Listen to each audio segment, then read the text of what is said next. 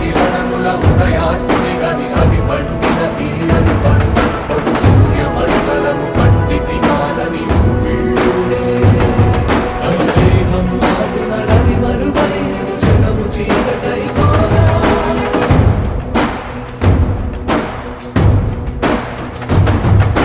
అది అమరేంద్రుడు గమనించి తన ఐరావతమధిరోహించి ఆంజనేయుని సమీపించి తన వజ్రాయుధమును విసరగా అది పవన నందనుని హనుముని తాకా చిందిన రక్త బిందువే విద్యుద్వేగంతో ధరణి స్థలి వంద కడలిలో చచ్చి వంద కడలి అట్టడుగున గల శ్రీరంగ శుద్ధి గర్భం